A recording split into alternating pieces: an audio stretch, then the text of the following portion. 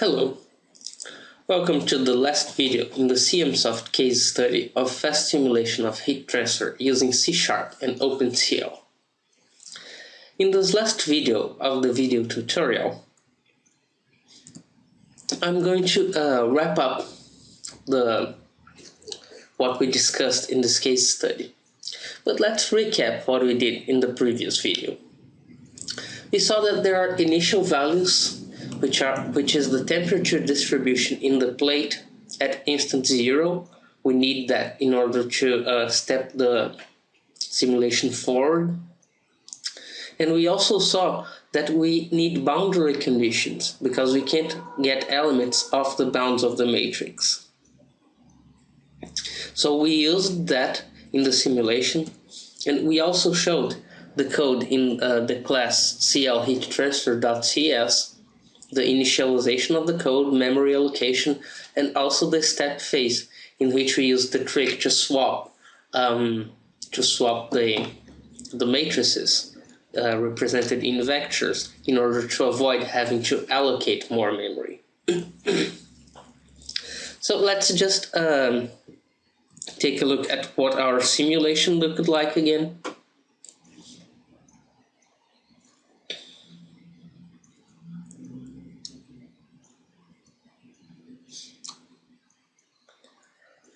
Compiling the code, maximize this here. Actually, let's use the window. Start the simulation, and we have a 450 frames per second in the simulation as the simulation evolves to the steady state. And so we can see that we can step forward the simulation in order to compute the future distribution of temperature along the plate, having as basis the boundary values and also an initial condition. So let me stop the simulation.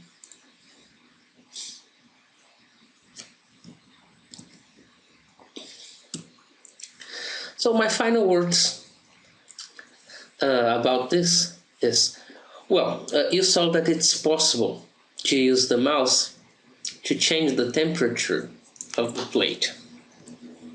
So this is done by selecting mouse click temperature. Let's say I want 0. I'm going to set some temperature to some regions to have temperature 0 here. Now I can restart the simulation,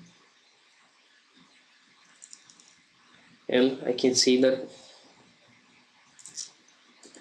it starts heating up that region again. It will eventually come to the steady state temperature distribution.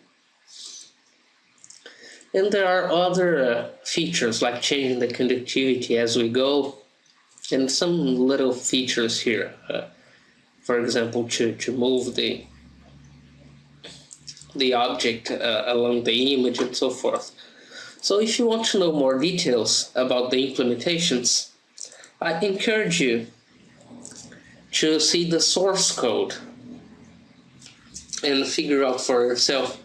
You can feel free to contact us. With the simulation scheme, it's easy to add, for example, a circle of fixed temperature or heat sources. So you can add other boundary conditions and other initial conditions. It's very easy to do. You just need an intermediate kernel between steps that sets values to the fixed values.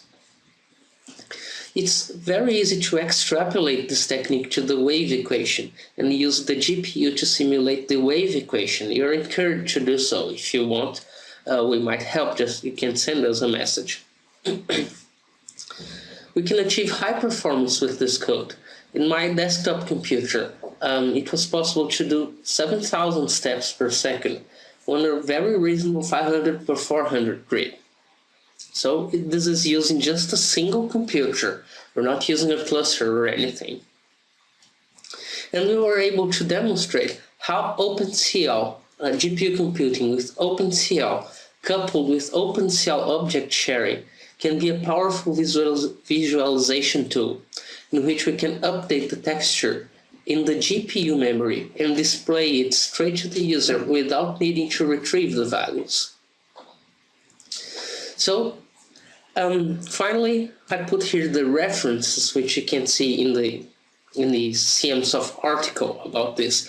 I'd like to give a special thanks to Professors Amerasingh and Leiserson from MIT for posting the Performance Engineering of Software Systems online, which is an excellent course on optimization, and which, in my opinion, all techniques they present are almost everything is applicable to OpenCL and helps you achieve high performance when using GPU computing. So this is the end of CMSoft video tutorial about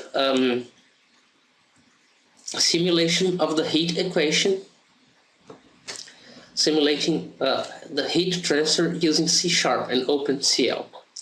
I hope you enjoyed, and I look forward to your feedback. Thank you.